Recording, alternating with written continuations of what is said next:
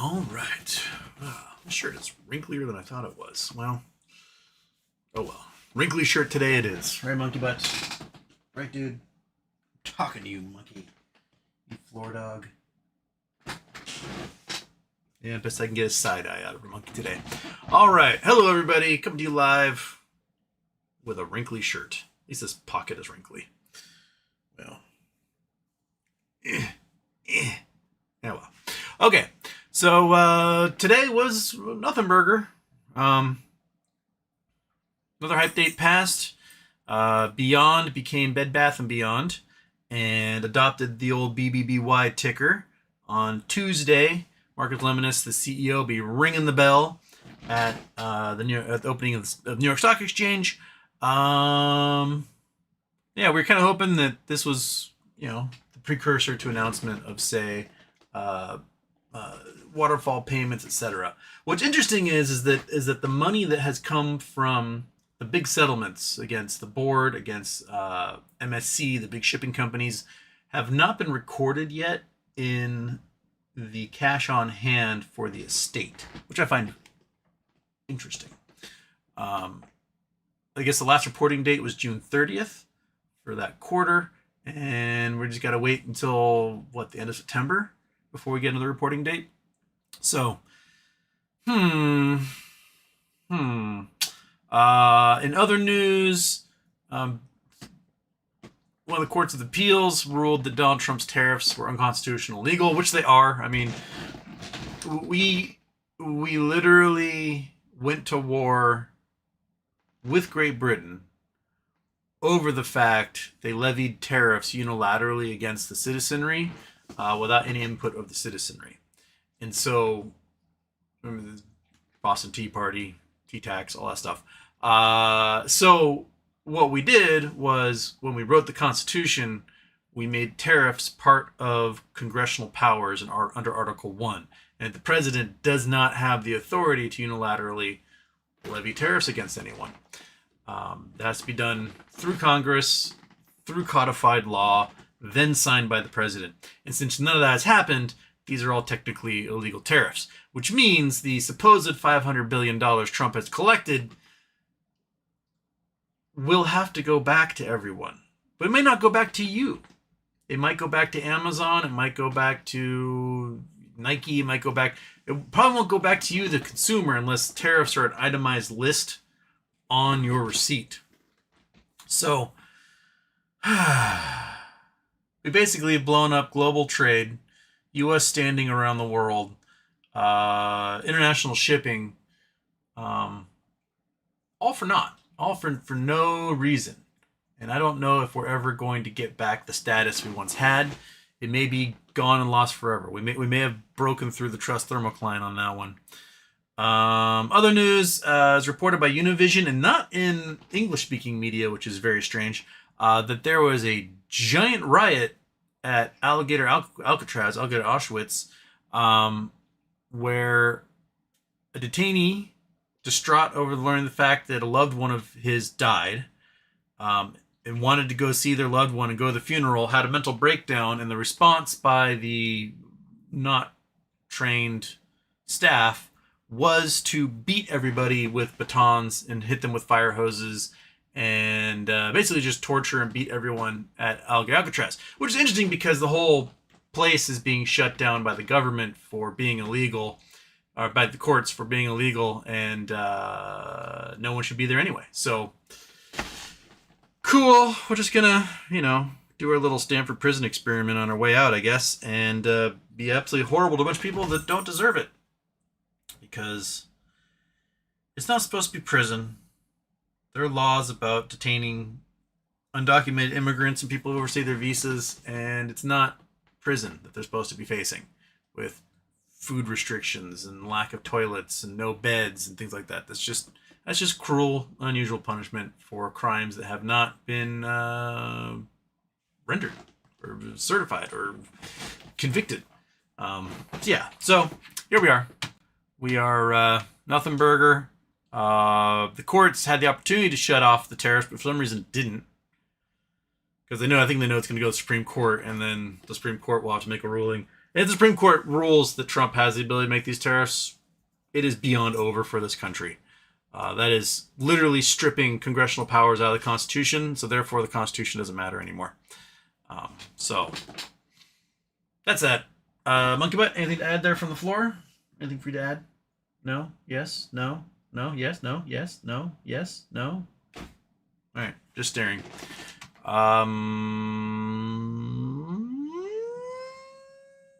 Boom.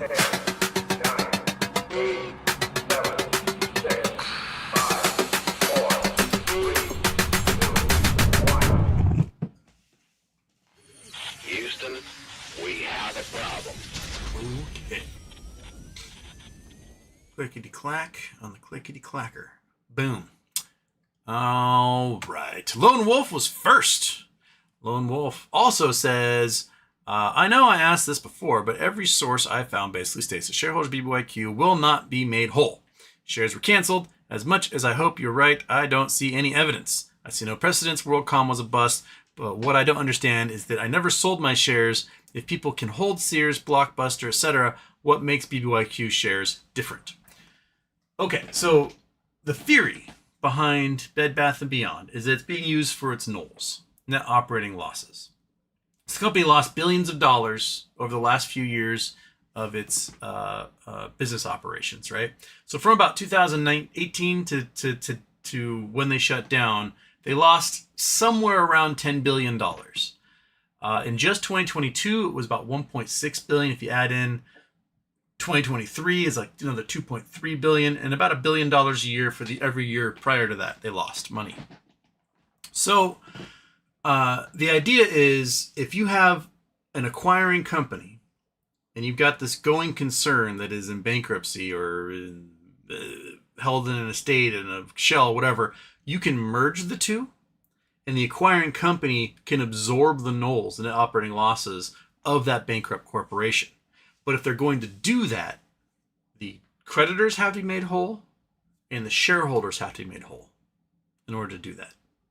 If you don't do those two things, you cannot take those NOLs. So if it's, let's say it's a company like GameStop that's doing the absorbing, right? And GameStop makes, I don't know, $200 million a year in profit. Let's just call it $100 million a year in profit right now.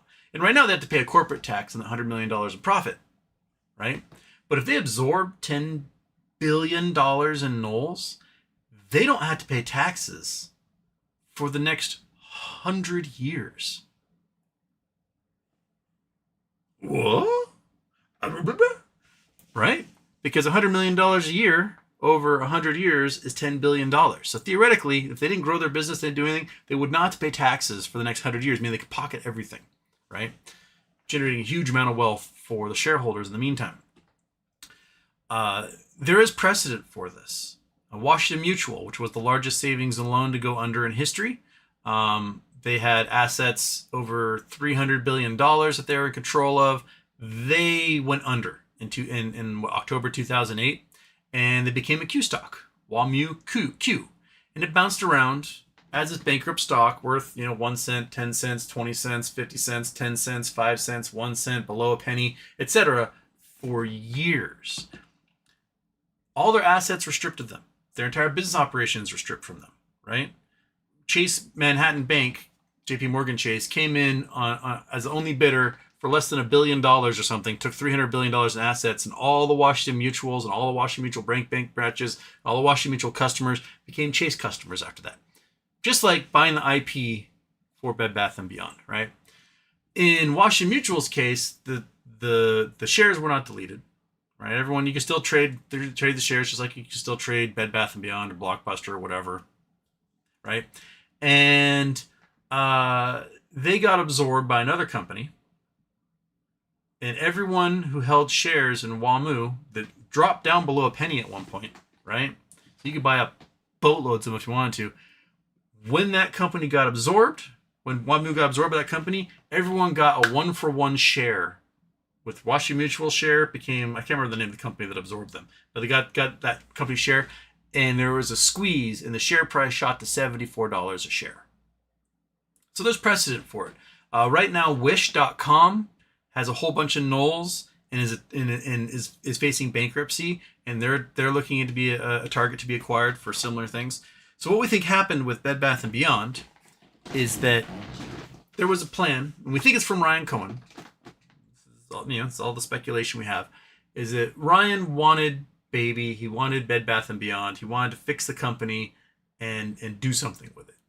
And so he saw it as a target. So he bought a whole bunch of shares, didn't quite get to 10%, so he was an insider, and got his proxies on board. He did this with GameStop as well, right? He bought a whole bunch of shares, wasn't quite an insider yet, got his proxies on board, and started, fixing the company. After, I don't know, 6 months? I think he realized that it wasn't going to work that way, and he had to do it a little more sneaky way. So he sold all of his shares. After they did that share buyback, he became a 10% holder. He's like, whoa, I wasn't trying to become a 10% holder. And he sold all of his shares. And remember, the stock price crashed and everything. It was revealed in court that he made a $400 million offer to buy all of Bed Bath & Beyond, take on all their liabilities, everything. And the board was like, no, which is what they got sued for, basically, was the share buybacks and rejecting that offer without bringing it to the shareholders. And JP Morgan was the one who told the board to go, don't do it, right? So they basically they did not have a board position. They were not allowed to make that choice for the board, but they did, and the board followed them. So we think Ryan Cohen went to option C. Plan A, buy a bunch of shares, do a proxy fight in the board, get the board well, and then take over the company. Plan B, just buy the company, just be a cash offer, buy the company wholesale, and go from there.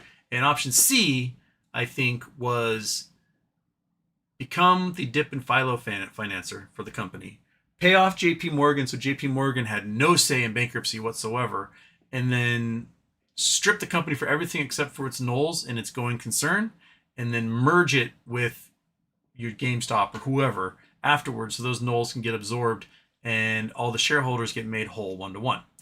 Now, why the shares got deleted? Likely so that they can hold and maintain those shareholders at that moment to not give shorts any ability to jump in and make a whole bunch of money, right? Because if you remove the shares entirely from the market, then the shares can't go, oh, something big's going to happen, and go in and buy a whole bunch of shares and then profit from everything. Because remember, these guys shorted it from 25 cents down to 4 cents at one point while it was in bankruptcy. So you now have a bunch of liability tied onto these things. The CUSIP still exists, and the estate still owns the CUSIP, right?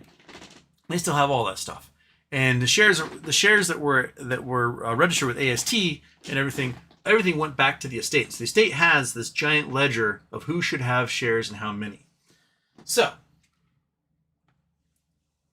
we have evidence of what appears to be the lawyers for the estate or the lawyers for the dip and Philo financiers, i.e. the people in control, asking questions of the IRS saying, hey, we want to do a butterfly transaction and make everybody whole without having to pay any taxes. What steps do we have to do specifically to do that? And the IRS released a document about a controlling creditor over a bankrupt company and how they would merge the two together so the nulls could be absorbed by the merging company or the acquiring company, and all the shareholders and debtors get made whole. And in this document, it talks about how the unsecured creditors, people who have the bonds, would receive a boatload of stock in return for closing out their bond positions. Something to the tune of like 35 shares per $1,000 in bonds.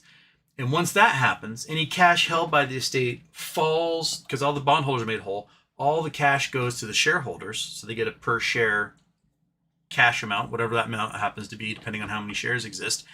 And then they get made whole with a 1-for-1 of the stock in the new company, right? So if GameStop merges, you would get 1-for-1 GameStop shares. If you have 10,000 shares of Bed Bath & Beyond at bankruptcy, you get 10,000 shares of GameStop as a result, plus the cash. Plus there might be units like warrants that come out and things like that that would be available for those shareholders as well. And in return, the company gets, billions upon billions upon billions of dollars in nulls and don't have to pay taxes for decades. That's basically the gist of the entire plan. So we think. And that's why we made whole. Now, if under the plan, the creditors, the unsecured bondholder stuff, they only accepted up to 2.5% returns, right? Because the company only had so much cash on hand, et cetera, at the time the deal was made. But since clawbacks have been done and lawsuits have been filed, hundreds of millions, if not billions of dollars are going towards the estate, which means they would have way more money than what they would owe any of their creditors. And if they have more money than what they owe their creditors, the shareholders, by law, must get the waterfall payment from that. So if you owe $1 billion and you got $2 billion on hand, you pay off the billion, and the extra billion goes to all the shareholders to divvy up amongst themselves. So that's why there would be a payout.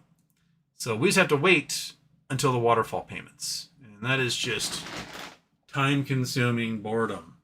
You know, we read articles, we have speculation, we make hype dates, we talk about them, we blah, blah, blah, blah, blah, blah, blah, blah, blah, blah, blah, blah, all the time. And cats bother us, and they scratchy little purr machines. And the hope is someday we end up like WAMU or like Hertz, and we get ourselves equity in this new acquiring company. We get cash, we get warrants, we get rich. So nothing we can do about it. We can just sit here and talk and talk and talk and talk and talk. But we're not the decision makers on this. We're not the ones who made the plan. We're not the ones who submitted the question to the IRS. We're not the ones at the IRS who answer these questions. We're just waiting. And one thing that the folks who claim that nothing is ever going to come of BBYQ can't answer is if that document from the IRS that happens to be named 2023-0930, which is part of the name of DK Butterfly, if that document does not pertain to DK Butterfly, the former Bed Bath & Beyond, then what company is it? Because we have not seen any mergers like this happen with a bankrupt company across any of the bankruptcies so far. So which company is it that document was pertaining to, if not Bed Bath & Beyond / DK Butterfly 2023-0930, right? So,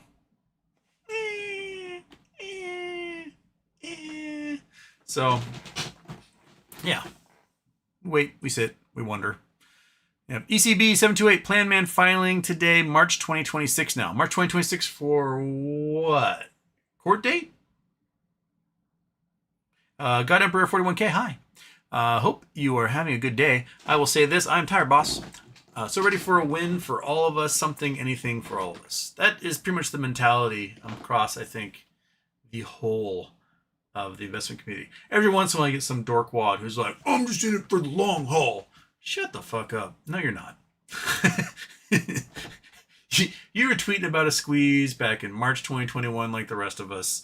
You're just now pretending like you're in it for the long haul, but in reality, you're underwater. I had a dude argue with me the other day about how he's better off today than he ever was, and his average $26. Like, cool, dude, you're down 20% on your investment.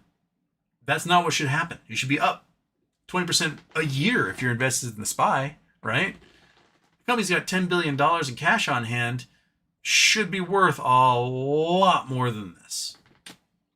They should be making waves. They should be just juggernaut, steamrolling companies at this point.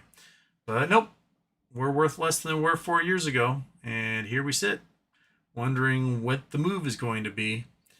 Now, you got all the tin, folks saying, oh, it's going to be September 2nd, Merger Tuesday, blah, blah, blah. But, the goalpost keeps moving. You have to actually do something cool at this point. You've had so many opportunities to do cool things. Like, you can't just wait for when the bad times come and buy up a bunch of cheap shit, right? And then let that grow as it comes. You have to actually do things also while the good times are rolling. So what are you doing? What are you doing during the good times, right? You raise money, and now what?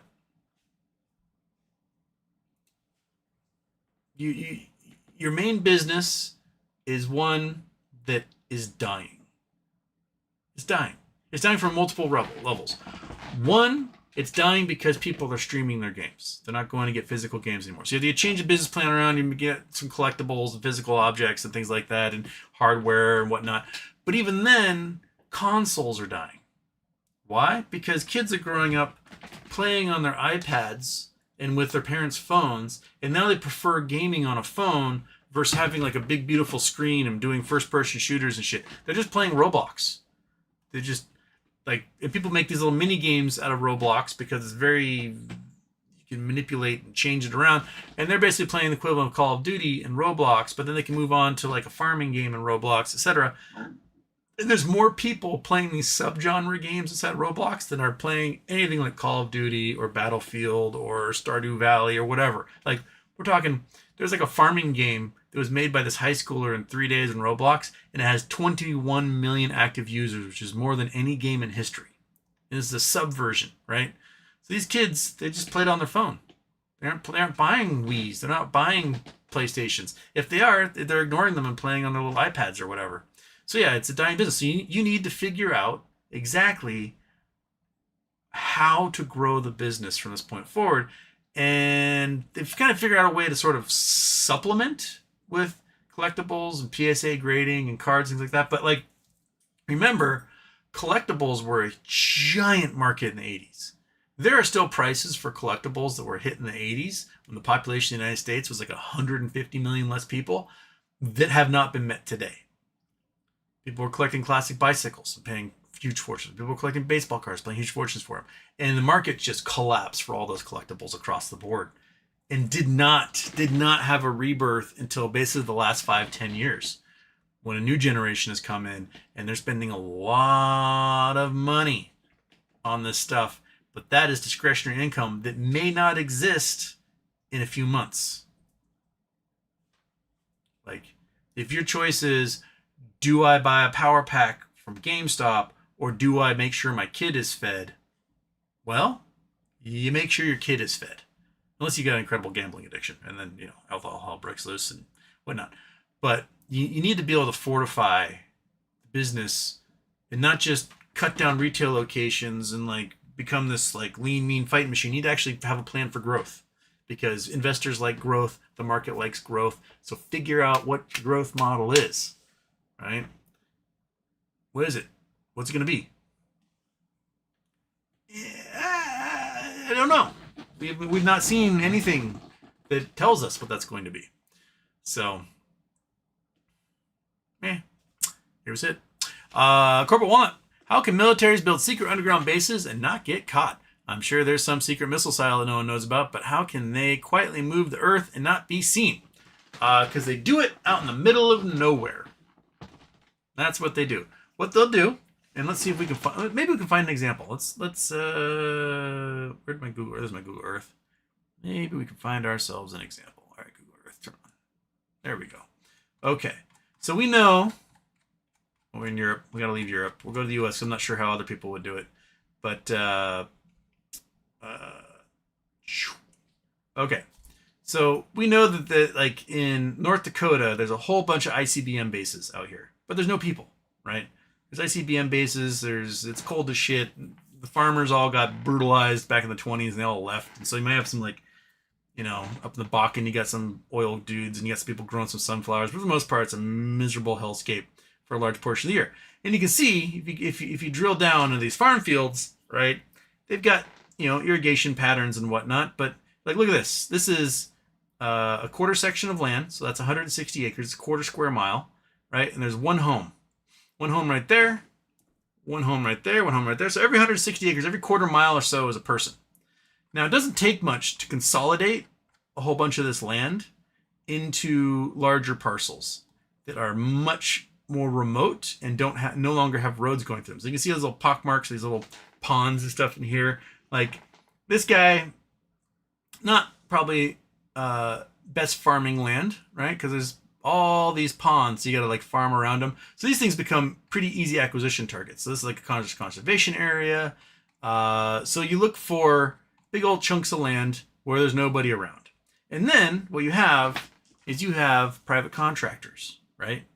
And these private contractors, they have security clearance. They have to sign a bunch of really scary NDAs, right? Because this has to do with national security. That if you reveal any information of the work you're going on, you're going to Leavenworth and you're going there for the rest of your life type NDAs. So these guys get scared into not doing anything. And then you also compartmentalize it. So you have contractors doing one very specific thing. One guy might be, your job is to dig a bunch of big holes and put the dirt somewhere. And that's all they're going to do, right? And next guy is a contractor who's going to fortify that hole with concrete. And then he's got to get the fuck out of there. Next dude comes in, you're the one who's going to wire it. So as it comes on, like, the hole digging guy just knows he's digging holes. He doesn't know what the holes are for. He's got schematics. He's got to dig a hole that big, move that dirt somewhere, etc. And so you work your way through the contractors that way, kind of compartmentalize all of it, and then there you go. So you spread it out. You sell the topsoil. You put in big tiles. If you want the Russians to see what you're doing, you obfuscate it. You make a giant warehouse that houses all the dirt, and then you make it for sand to put on the highways, etc. So there's a lot of ways to do it. Even then, the information gets out. Like, we know about the big giant ICBM bunkers and missile sites all throughout Montana and through North Dakota. We know about all the nukes stored here at Bangor, because you can see them, right? Bangor is the Bangor submarine base. All of these are nuclear warheads for cruise missiles. Thousands of them.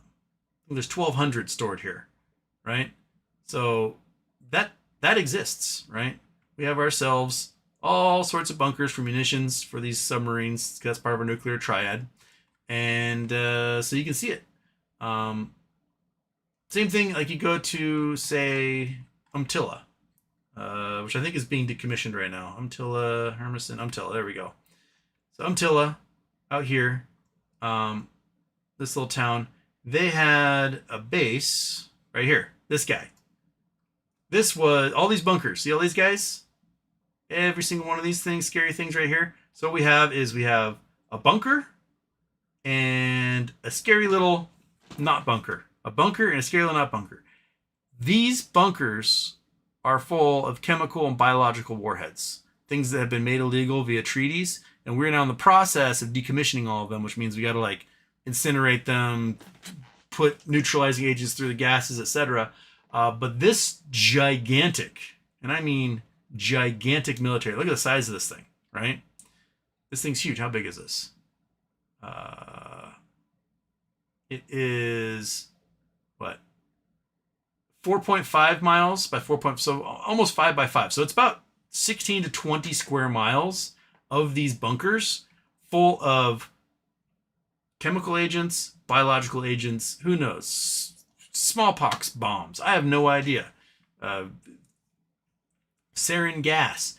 And they built this fully out in the open with contractors knowing exactly what's there. And it's terrifying. It just exists. Is this a picture of it? Ooh, did I go pictures? That is an abandoned building there. Okay, that's an abandoned warehouse on Umatilla base. But yeah, that's people know about it. It's out in the middle of nowhere. Contractors work on it. Is this more? Here's a bombing. Oh, this looks like a practice bombing range here. Yeah, that's a practice range. You drop a bomb and you can measure how big it is. So yeah, it's some scary stuff out there. There's lots of more. Looks like more. Something. Oh, those are the wind farms. Okay, never mind. All right, that's old federal land. That's old wind farms. But yeah, it's you build it. People get old. They die. People forget. New people move to town. It's pretty easy for that stuff to go. Like back in the 50s, they built a whole military base under the ice in Greenland. They're like, hey, this is awesome. This ice is pretty permanent. And they built this military base and they discovered it was a terrible idea because the ice is not permanent. It shifts constantly. And there's like cave-ins and like you'd have entire rooms that would just slowly move away across from the hallway they're in. And so it didn't last very long, those ice military bases. And then you have like, the Russians, right? Hey, don't you dare. I see what you're thinking. Don't even think about it. You want drugs? We can do the drugs. Yes, that's what you want. Okay, just... Dude, let me get it out of the drug bag before you attack it. Okay.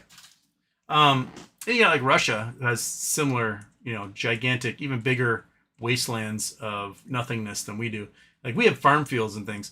You drill down into deep Russia, Siberia, and there's nothing. There's not a road. There's not a person. There's not a city. There's not a farm.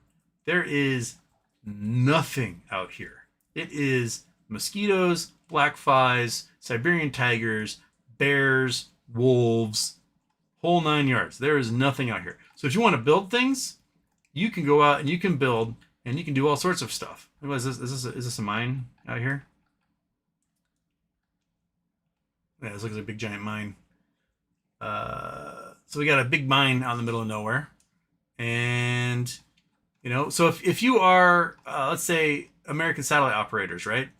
So your job is throughout the Cold War to look at satellite images frame by frame. Because remember, you're taking these images probably 15 miles by 15 miles and not very high definition, and you're looking for anything that looks interesting, and you're getting thousands, tens of thousands of these images. You have to go through them all because that's your job in the Air Force, is to look at this image and see if there's any blur in there that might make you have to take a high definition photo of that area. And you go through it, and you go through it, and you go through it, and you go through it, and you go through it, and all of a sudden you see like, oh, a giant excavation, right? And even like from this altitude, what altitude are we at here? We are at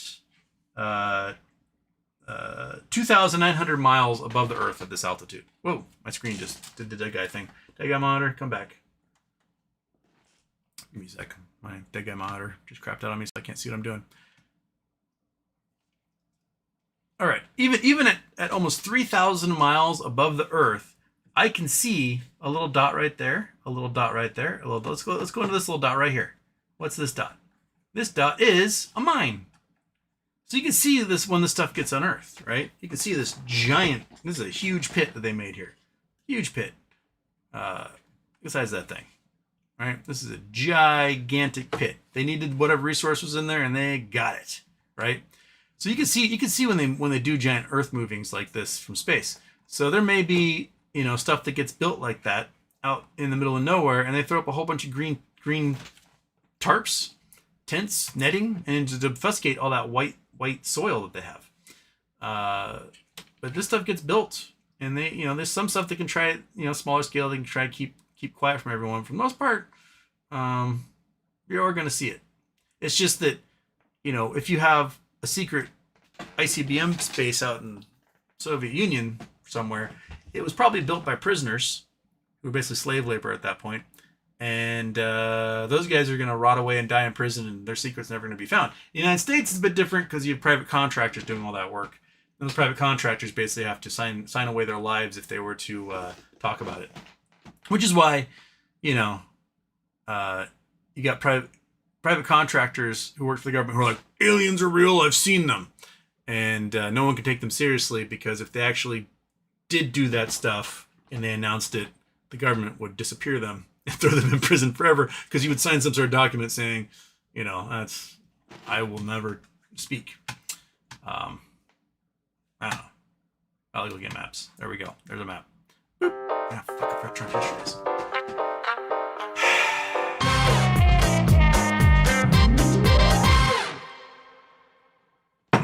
You guys collect your winnings. Boo. Okay. Where was I?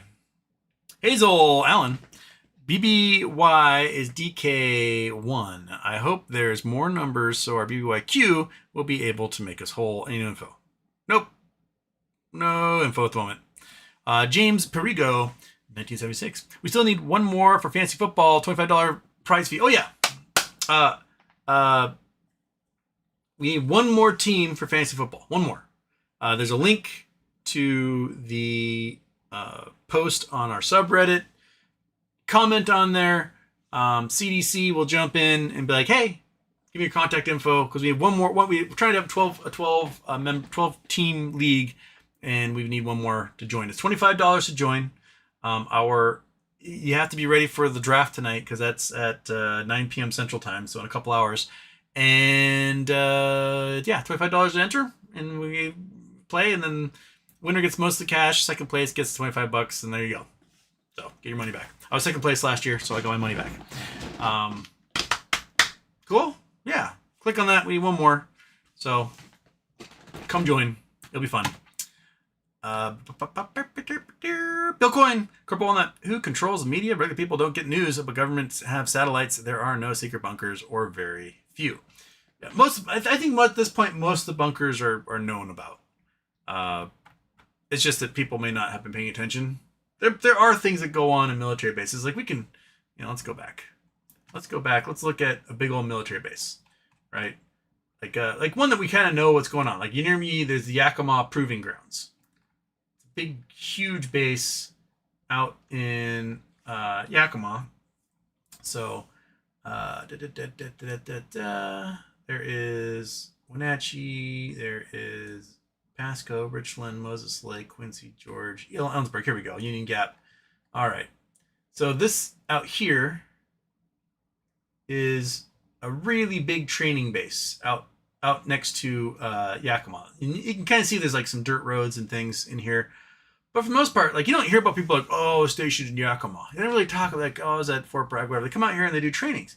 But there are some permanent facilities and things out here, right? There's a fuel depot. There's like range controls, the people like giving out orders to where the tanks shoot and whatnot. Because a lot of people are learning how to use tanks. But if you drive by on the highway, you'll see there's like giant radar installations, all sorts of stuff that's out here, and no one really talks about this giant, huge. I mean, this place is huge. It's hundreds of square miles. They have an airstrip. They have, every once in a while photographs seem to come out. Let's see here. What do you got? What do you got for me? That is not at all where that is. Okay, how about you? That is also not at all where that is. Not very many people get to go on this base unless they're learning how to fire tanks, and looks like most of these pictures are not of the areas they're supposed to be. But yeah, there's, it's a big giant base. They've got, let's see here. We got some probably munitions bunkers. Got some munitions bunkers, right? Because they got tanks that need shells to blow shit up. We've got water towers. We've got, I don't know what these are, probably barracks. And then a whole bunch of desert range for them to go and blow shit up on. Right? Shoot down range and blow shit up. But also, in this, there's mountain ranges. And in these mountain ranges, you have interesting little, little stations in them. And weird little roads that go to places. And you have no idea if there's tunnel networks, if there's all sorts of things that are in here. You just don't know. You don't know. There's things. There's more munitions bunkers out here. Right? A whole bunch more. There's probably for detonating unexploded ordnances and whatnot. I don't know. It's just there's shit out there. It's weird. It's out in the middle of nowhere. There's places also that are right. 29 Palms, Ridgecrest, Mojave, Laughlin. All right. There's a bunch of like old ghost towns I'd love to go visit, but I can't because they are in very restricted. I don't know if I can. I have to bring up my ghost town pins here. My places. Nope. Where are maps? Places. My places. Come on. Oh no. Are all my pins gone? All my ghost towns. They're gone. Where are they? Oh no, that's like so much research for all those pins. Oh no. Oh crap. All right. Well, we got some out here.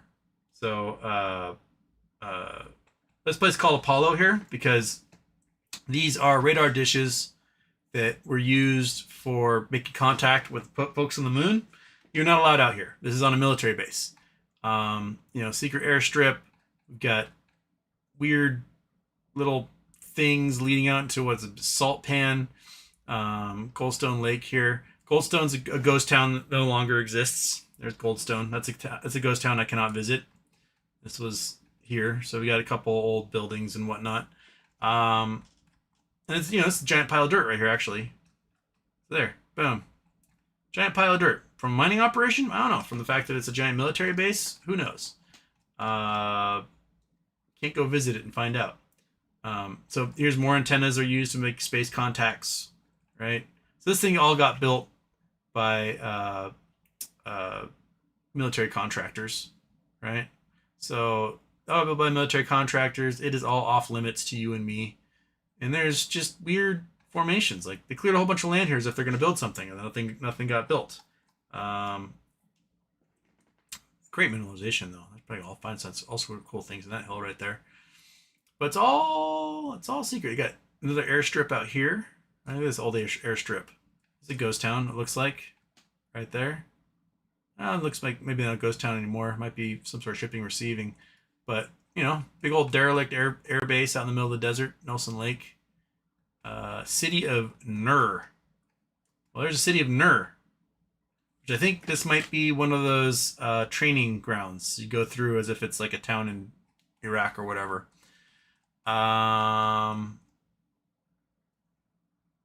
Mars. Got Mars over here. There's Mars. It looks like another radar station for doing weird contacts with stuff in space. And you have to have these things, proportional to the planet, because remember, the Earth rotates and you lose contact with Mars or the moon or whatever. So you need a station in Australia. You need a station in, I don't know, wherever else. But it gives you that all the time. Sand monster.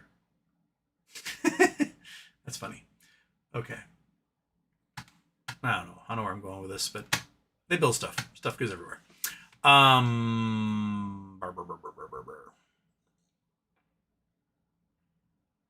Ignacio, I wish I had time for fantasy football. Had we been paid already, I'd be all in with my bracket. Yeah. Okay, Brandon. Thank you for the $1 super chat. Thank you. Darren Martinez, you just received my book. I did receive your book. I have not read it yet.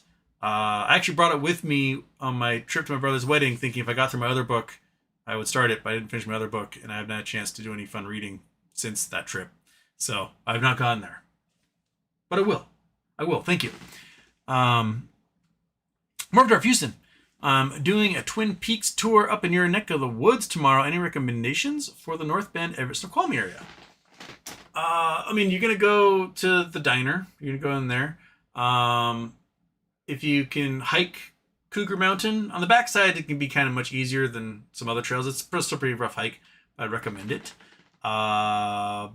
I'd also go to Rouse Lake if you're going to do a hike. That's a good spot. You can look down on the valley from there.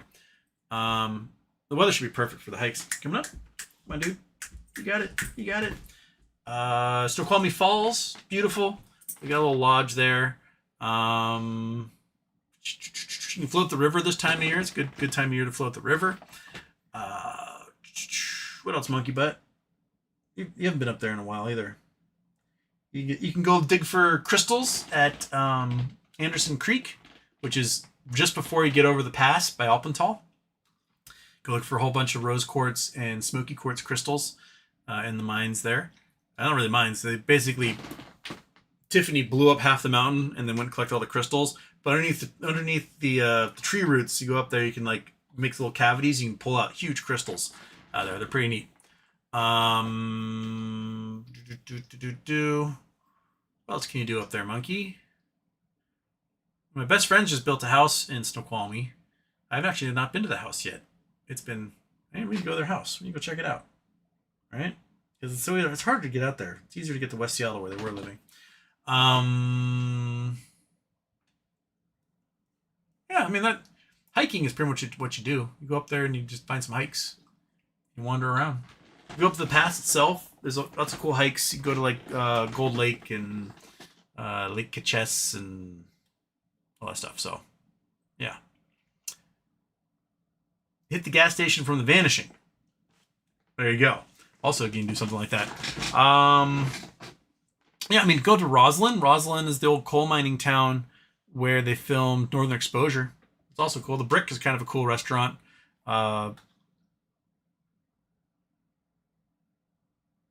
You can go up through Blewett Pass. You go to the town of Liberty, so the old gold mining town there. You won't be able to hike the enchantments because you need a permit for that, and it's like a whole lottery system. I don't know. I assume you're gonna have a car and you'll be able to drive around. Do one of the Cascade loops and just see all the mountains and stuff. It's beautiful. Yeah.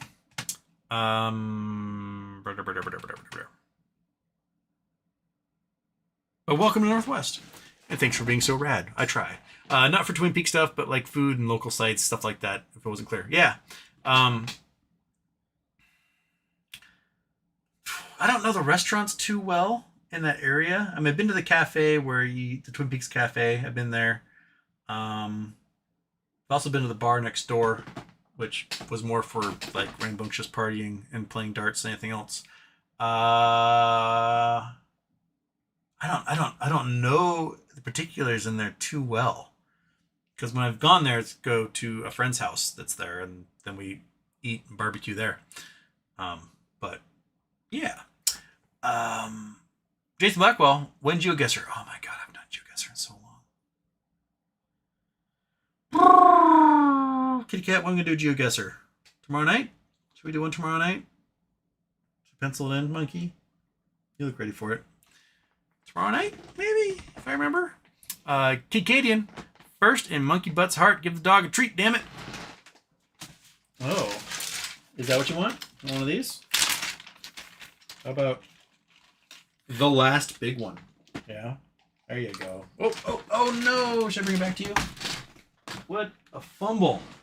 Recovery, there we go. Yeah. Hey, drug addict, how's it going? Shall I take your drugs? Here, we'll use the pocket constitution to make lines for your drugs. Watch out, move your feet. Move your feet, Betty, you're on top of your drugs. I'm making a pile here. I'm making a pile. Use the pocket constitution to make lines for your drugs. See all that? Do you see the mass of drugs right there for you? All right. Yeah, eat it. Eat it, Zork. All right. Kelly Reed, happy birthday, HW. Canada's economy shrank more than expected in the second quarter, showing the trade wars spring action. U.S. imports down 26%, Canada youth and unemployment at record highs. Yeah, just the other day, a Canadian member of the press pool asked Donald Trump, he's like, hey, what do you say about countries like Canada boycotting U.S. goods and just refusing to buy them, period? And Trump said, oh, we don't have to worry about it. Canada's not a very big part of our economy. Canada is our single largest trading partner, you fucking clown. They buy more stuff from America than any other country on earth, and now they're boycotting us. So what do you think is going to happen when Canadians do not get stuff from us anymore? It means our businesses collapse. We're losing our customers. There are not enough Americans to keep international American companies afloat.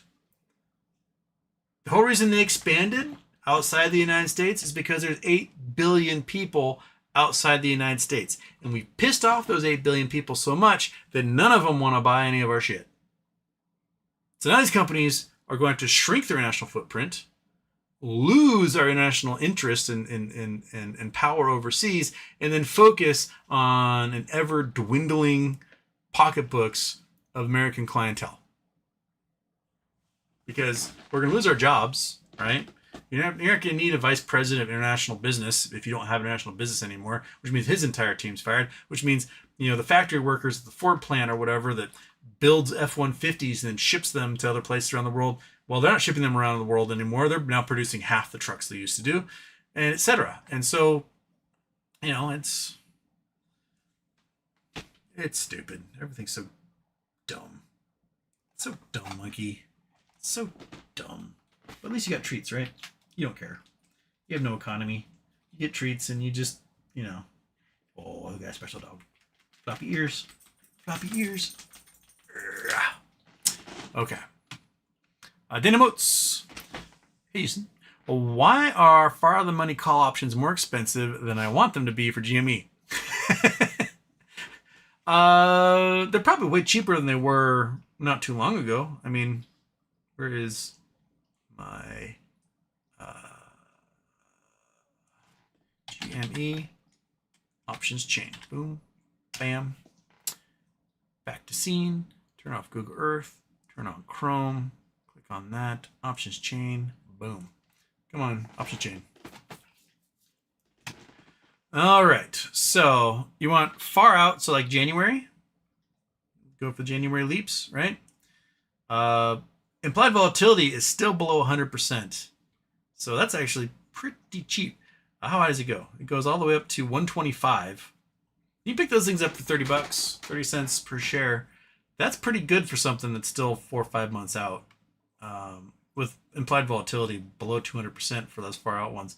That's pretty decent. I mean, it's really far out cash wise. Also, but you know, oh, excuse me, in the money, $3.81, $381. Not too shabby for a stock that will swing $10 inside of a 4-month period. So that's not too bad. Near term, let's look at like October. October near term, still $1.76. This is how much weeklies were back in May. So if you want to buy a weekly, something expired next Friday, you would pay about that much for it. And now you got one that goes to October 17th. So you get two months out of this basically. Implied volatility is still 62%. So that's pretty decent. I didn't look today to see what they were closing at for next week. 34 cents. Jesus Christ. 18 cents. Oh my gosh. If the prices are still like this next Thursday or Friday, oh, I'm going to buy so many. Wait a minute. Why does it say $17, $18? Refresh that. There we go. Okay. There we go. So just out of the money, 23.5s, 11 cents for next week. This thing's touched 23.5 almost every week for the last month. So, it's gonna be delicious. I'm going to get just a shitload of these things. I mean, we're almost below 30% implied volatility now. That's crazy. We're at 31.6. Because remember, earnings on the 9th. So if you want to buy for next week or the week after, it's only $1 at this point. So next Friday, yummy. Okay. Ooh, Julio's doing some lurker fishing. Antonio Baez, Fred Jones, Robert Hurt, Rupert Trooper, Meow Meow. Well, everybody got one. No lurkers in that group. I love seeing Meow Meow pop up in a while. Hello, Meow Meow. How's it going? Welcome everybody. Right, that was Daniel Motes. Frozen State Productions. Why did you ignore the trans shooter aspect, only focusing on the Nazi part? Mental health is a huge issue since Reagan eliminated our mental health care. Most media is burying the trans part of the murder. Mainly because he did it for Nazi reasons, right? Like he wrote, 6 million, not enough on his gun, the N-word, all sorts of Nazi things all over his gun. And he posted a whole bunch on the internet about how he wanted to shoot up a church and what type of Nazi stuff he should bring with him to do it. That seems to be like Ernst Röhm was the head of the brown shirts, right? He was responsible for imprisoning and murdering and carrying out terror attacks on the population. He didn't do it from a gay perspective. He did it from the fact he was a Nazi, right? He was the most famous gay person in Nazi Germany, but it wasn't because he was gay that he did the Nazi things. It's because he was a Nazi that did the Nazi things. And I think that's the important aspect, right? White Nazi dudes are the biggest reasons for mass shootings across the country. And he's a white Nazi dude. Or she's a white Nazi dude at this point. But yeah, that seems to be the biggest part of it. Like, hey, I hate people. I'm a white nationalist. Let's kill them. And that's kind of seems to be the MO. Not the like, I'm confused, or I don't know my sexual identity, or I want to identify as this. That doesn't seem to be the reason for the shooting. Because the reason for the shooting was written all over the gun, which was a whole bunch of racist bullshit. And that seems to be it. Here's Alan. Does anyone have Twitter and follow PP Show? I don't care if you like him. Just wondering why he quit doing BBYQ info. Doesn't seem promising if he knows something and is keeping it from us. I think he still retweets things every once in a while. I don't know why he stopped doing a show. It seemed like it was popular. I mean, he get more viewers than I get for my show, that's for sure. And they got super chats like crazy. It seems like a pretty, I don't know, easy way to make a living. Like, I get like $15 super chats. I'm stoked. Thank you so much for it. But he would get like hundreds or thousands of dollars in super chats in a single show. Mind blowing. I don't know. You have to ask him why he stopped doing a show. It seems to me like it's you show up, you turn on, you got your buddies show up, you chit chat, bring in callers, you talk for a couple hours, and it's over. Seems like a pretty solid gig. I don't know. Sometimes you get tired. Some days I don't feel like doing a show and I just don't do a show. Right? So Wednesday, I had plans to do a show, and then my family was like, let's hang out. So I hung out with my family. I didn't do a show. But today I'm doing one because I feel like it. And here we are. So, I don't know. If I had like boatloads of cash, I'd probably travel in the world right now instead of doing a show. So, there's that. Frozen Productions PP had only done one show in the past 3 weeks. Maybe he's collected enough tips. Maybe. Yeah. Seems like he's kind of focused on his coin thingy, trying to make that work. He's way more focused on his coin thingy than I ever was on mine. I don't have enough money to post it to like Uniswap and make it happen. It's going to cost me $100,000 to move those coins anywhere, and I don't have that cash.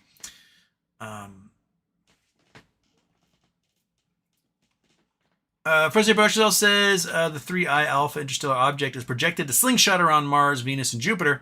How can they determine this with the object extremely far away? Rocket science, baby. Orbital mechanics. So you know its path, right? And you know it's ultimately headed towards the sun. That's where the center of gravity is. It's being attracted towards the sun. Now it has escape velocity, so unless it's like pointed directly at the sun, it will not hit it. Instead, it will be veering towards it, and it's going so fast as that gravity will whip it around, right? So that's what we do with like probes. We want to launch something to Pluto. What we do is we launch it, we slingshot around the moon, have it fire out towards Mars, slingshot around Mars, have it fire out towards Jupiter, slingshot around Jupiter, have it fire out towards Saturn. And so we plan every step along the way exactly like how much of a burn do you need to reach the escape velocity of that planet, what angle to hit it at to get the right slingshot past it. And we basically do like a trick shot and pool. You say, okay, the 1 ball is going to go off the 6, which is going to go off the 9, which is going to hit the 10, which is going to knock the 7 in, right? That's basically what you do with orbital mechanics.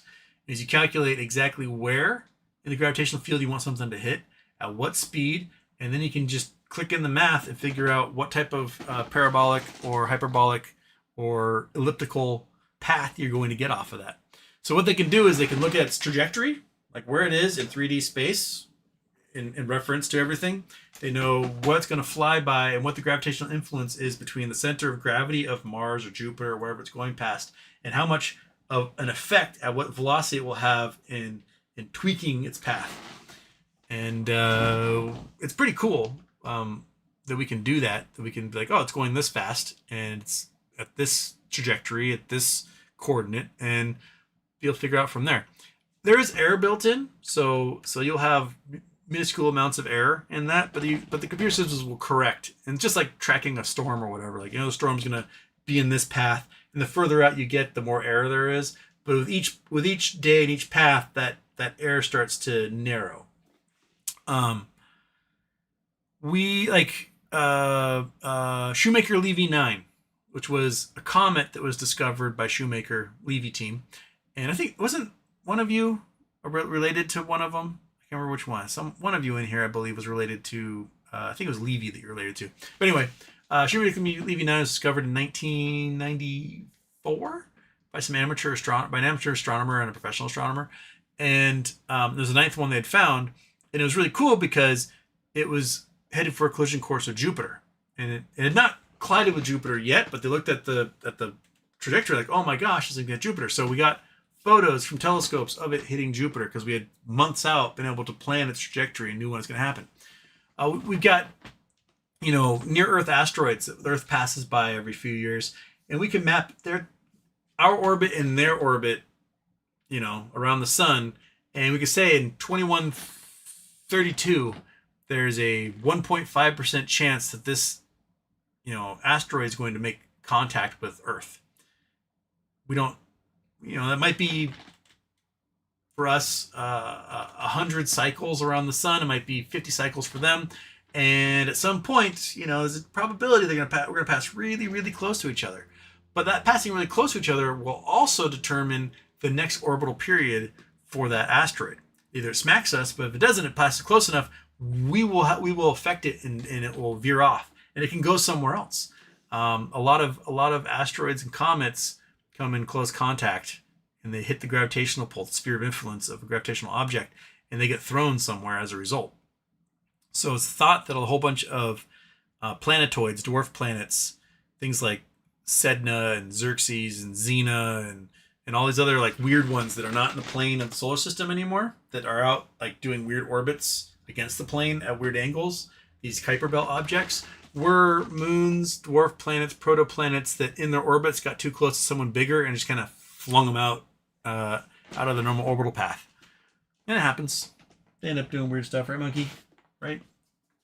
Yeah. Oh yeah, little dog. Scratchy ears. So yeah, that's the gist of it. One God's Refugee. Hey, my wife and I are planning a 20th anniversary to Hawaii, and I know to stay away from the locals in Hilo Bay, but that's about it. Papa K, good place. Papa K is okay. Let's go. Let's map it up again because we like maps. We like maps around here. Scene. Google Earth. We're gonna leave the desert. We're going to go to the Big Island. Boink. Okay. So, Hilo is the big town on the island. It is the industrial town. It is gritty. It rains a lot. There are things to do in Hilo. There's the museum for the Tsunami Museum is really cool. I recommend that. The estuary around Waikea Pond is neat. If you go here, you can go to the Little Kalani Gardens, which is like cool gardens and ponds and whatnot. This is where the main hotels are, is on this little drive, Banyan Drive here. Cheap golf course. And then you've done the Hilo things. You've done downtown. You've gone to the little shops, done the farmer's market. There you go. Outside of that, meh. And then you go up the coast. There's more botanical gardens up the coast. I got little scenic outlooks and whatnot. Come on, bud. Surfing here at Honolulu. There's waterfalls all over the place. There's lots of signs of waterfalls. I would basically avoid staying like usually on the Tules out here. Honoka'a is a little upcoming town. There's a couple things to do here. You can go out to Waipio Valley and hike Waipio Valley. It's beautiful. Waimea is full of rich rancher people, but there's a couple little sights to see in there. But most part, you're gonna want to be on this side of the island because that's where the beaches are and all the touristy stuff. So you'll do that. You'll go to like Puako. You might be like get rental houses here. Go to Kailua Kona. All the big hotels are along this strip right here. Hawaii's kind of a little hippy dippy arts town, so that's kind of neat.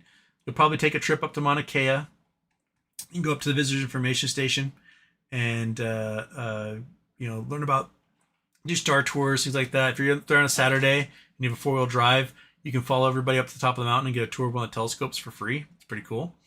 You'll probably go to Volcano, go to Kilauea and see the eruptions happening right now, because right now every couple of days they get these 1,000-foot fountains coming out of everything, and that is awesome.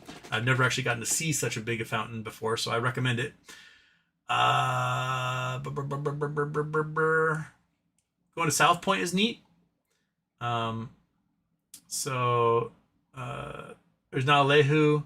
Another tiny little itty bitty town, but going to South Point is awesome. That's my favorite place in the entire world. Go to off some cliffs and swim in the ocean. Then there's Ocean View. This is where all of the supposedly all the witness protection people live. Captain Cook. You can go to, there's a couple of beaches here. Honolulu Beach. I actually never went to Honolulu Beach. Never went there. Yeah, should probably go there next time I come through. Never been. But there's cool snorkeling on this side. Couple teeny little like old coffee towns throughout here. Um, uh, Pebbles Beach used to be a beautiful sand beach, and it got blown away by Hurricane Iniki. So all these rocks you see here used to be sand, and all the sand got stripped off by the surf from Hurricane Iniki. And Captain Cook, this is where my roommate's from. City of Refuge, Captain Cook Monument, beautiful snorkeling all through here. Highly recommend it. Play with eels, do all sorts of stuff. And then into Kailua Kona, which is like the main tourist burg. Lots of old hotels from the 60s through here, kind of like the classic Hawaiian stay before the big mega resorts came in. Yeah. Lots of rich people golf courses. Up the coast is where you get the big resorts. So like here's the Four Seasons, and then lots of like rich people houses along the golf courses. And the next step up, you got Waikoloa Village. So like when I go, I like to go to the Hilton Waikoloa because it's basically, we call it Hawaiian Disneyland. It's got like trams and little boats and huge giant pools, and I don't know, it's fun. We go to the water slides and play on the water slides all day. I think the Marriott has water slides as well, but I never stayed there. Then you got like Monolani Resort. You got the Hawaii, the Fairmont Orchid, Pu'uko Bay. Like if you can get a vacation rental Pu'uko Bay, it's pretty cool. It's pretty neat little like old town. A lot of the houses are really old through here. The beach is pretty rocky, but rocky makes for good snorkeling. Hapuna Beach is the big state beach. That's probably the main beach on the island to go and have fun. Not much shade, but it's awesome. And then you got the Mauna Kea Resort, which is huge. What you can do at the Mauna Kea Resort is you come down, you go through the guard gate, and you say, "Hey, I want a beach pass," and they give you a beach pass. And what it can do, and you have to get there pretty early in the morning because they'll disappear. But you drive down, you hit this little turn off right here. You take the turn off, and you'll go and you'll park right about right here. Take the trail down, and then you'll be on this quiet little beach. And there'll be maybe 10 of you on this beach. And so we'd do that like on Sundays. We get there pretty early, like 9 in the morning, and get the beach pass and then hang out there. And you can also come over and use that beach pass to park and go to the big beach at the resort. And then you got restaurants and things there. A little bit of shade sometimes. A lot of the shade disappeared because a wildfire came down and burned out all the trees down here. So there's only a couple of trees left. And a little further south at Beach 69's. That's Hapuna. Wailea Beach. Here we go. Beach 67, Beach 69's down here.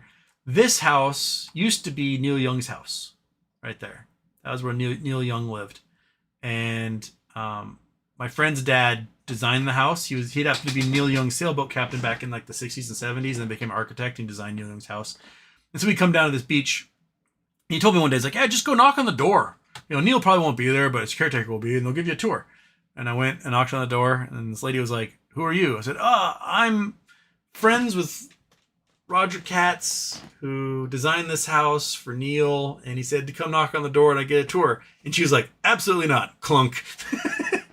And so I never got to meet Neil Young. And apparently he sold this place just a couple of years ago. But it's a nice little beach here. They actually paved it now, which used to be just like bouncy, crappy dirt road to get there. So you take a dirt road they go down Hapuna Beach. This was a terrible dirt road, and then terrible dirt road to the parking lot. And then you have to watch out here because don't leave any valuables in your car because it will get robbed. So yeah, take everything with you. What else is there? It's probably like zip line tours and things like that. For the most part, you go to the mountain, you go to the volcano, you go to Waipio Valley, you do beaches, and that's the Hawaiian experience right there. So there you go. That's all I did. I go play in the river. So Wailuku River is really fun. So Wailuku is this guy here. It's the biggest river on the island, and we drive up to there's boiling pots here, which people jump in there, but boiling pots actually there's some lava tubes, so we didn't really play there much. We would go downhill pretty close to there's the hospital. Oh, which was it? Rainbow Falls is there, so it's up from Rainbow Falls. It was here, right here. So this house, see this house right there? We take the trail through this little gulch and we go here. And there's the power plant. We'd play in the river there, and then right here is the power plant. There's a little dam on this thing, and we jump off the cliffs here as well. They're like 30-foot cliffs. They're really fun, and I highly recommend it. So that's I mean, if we didn't have a chance to go to the beaches, we just go to that river and play all day long, and jump in the water, and hopefully didn't get leptospirosis because cattle piss, whatnot. If you get lepto, go see a doctor immediately. Get yourself some Cipro or whatever. Okay. Let's see here. Water. I need water. I didn't make it very far today. I haven't even made it to the start of the chat. I'm already an hour and a bit in. I'm going to do a couple more and then I got to run away. Kevin wants to know, Houston, over under for when Couchfucker takes over. Can Orange Man survive the year? Medical Twitter does not think so. But then again, medical Twitter does not have access to Trump's actual diagnosis. They're doing it from a distance. They're looking at, his cankles, the bruises on his hand, his slouching, mental faculties, things like that. And they think that he's got heart failure that might be congenital and that it's going to go at any time. He's also probably being pumped full of all sorts of things. Blood thinners, anti-clotting agents, anti-cholesterol drugs, getting diuretics, transfusions, who knows. So there may be things kind of holding on for a while. I don't know how much longer they're going to be able to hide his cognitive decline because he really cannot string together a complete sentence. He can get these thoughts and ideas together, sort of, and he'll get through 80% of an idea and then go to the next one and then go to the next one and there's not quite any, I don't know. What's the term I want to use there, Floor Dog? Consensus of thought, completion of an idea. It's like I had a roommate who I rented a house with in college, and she would tell a story. And the story would never go anywhere. There was no climax. There was no completion. There was no fun. We'd be sitting around as a group. We're telling funny stories about our lives and jokes and whatever. And then she'd be like, oh, this one time, my mom and we went to the grocery store. We're like, yeah? She's like, and then we bought 2 loaves of bread and went home and make sandwiches. And we're like, what the and she's like, no, that's it. That's the entire story. And if she was fucking with us, that would have been hilarious. But I don't think she was. I think that was her entire story. And even that had more cohesion than anything Trump manages to spit out of his mouth. It's pretty interesting. He'll talk and he'll get through these 80% of an idea and move on to the next thing and manufacture sentence. And as you're listening to him, it's there's little sing-songy ways talking. But in the end, if you read the transcript, you're like, there was nothing here. He didn't say anything. He has no idea what's going on. It didn't address what he was being asked about in any way. He has no concept, no comprehension of what's going on. So I don't think he'll be able to live to the end of his term in general. I think he's in terrible shape, and it seems pretty obvious that he needs daily, if not weekly, infusions of something into the vessels on his hand, or veins, whatever you call them. And I think if he goes much longer, and his mental acuity dips even further, they will 25th Amendment him at some point. I think they're kind of waiting it out and hoping that he just, and then that's it. Probably what they need to do is they need to send a whole bunch of hot girls to him right? Just send him some hot girls and get his blood flow going to the other areas and get his heart rate up, and that might do it. But yeah, I think JD will be president of the United States before this term is over, either from Trump's death or from the fact that 25th Amendment him because he starts going too much. But I don't want to be. Over under? I'd say JD will be president by January. That's my guess. I think that's kind of what Rupert Murdoch and Peter Thiel and all those guys have talked to him about, and I think that's what he's going for. And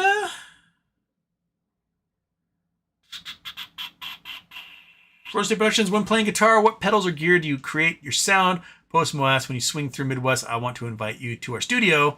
Stage, rip a few chords. I mean, wah-wah, distortion, reverb, and phaser.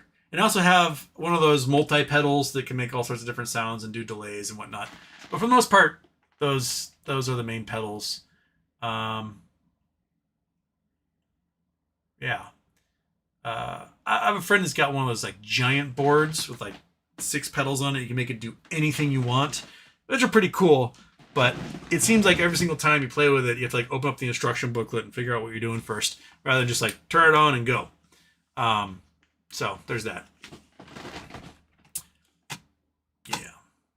All right, I'll do one more and I'm out.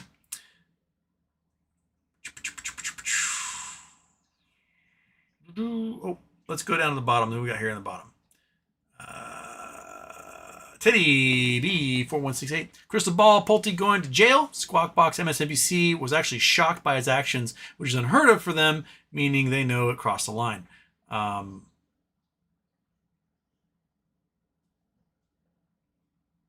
Under a different administration, yes. Under this administration, no. They won't prosecute.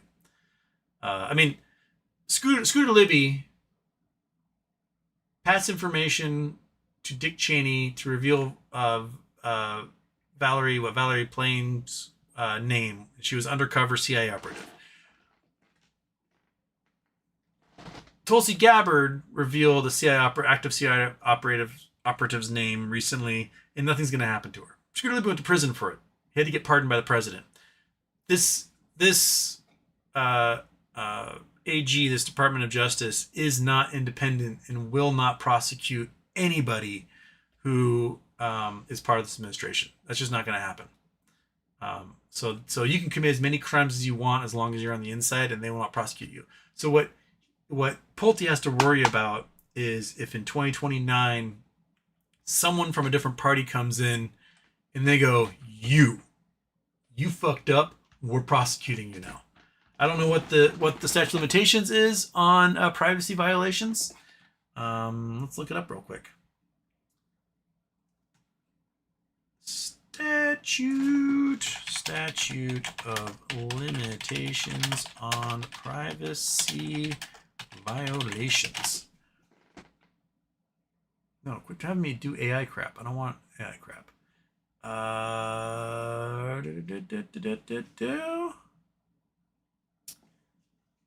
Looks like most federal have 2-year limits. Some state ones have 5-year limits.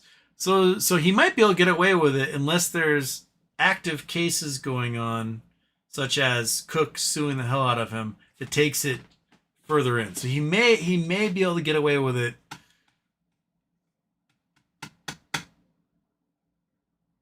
At 2 years.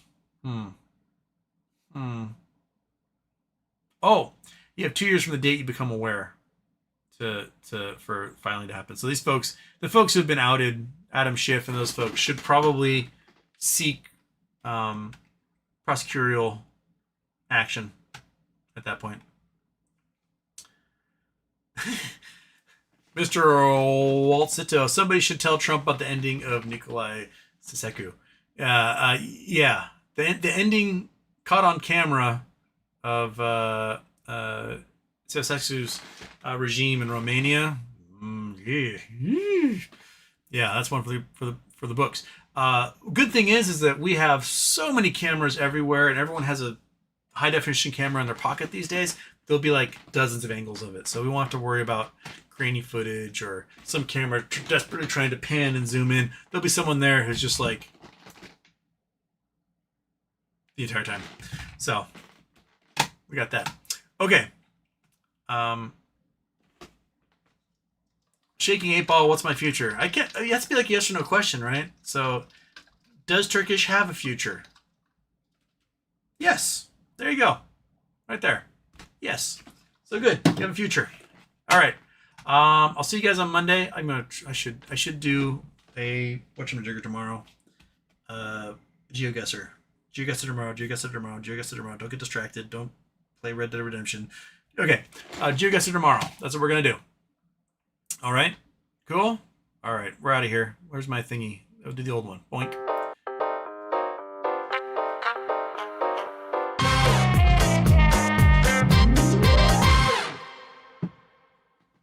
Okay. And we're gone. Right, monkey?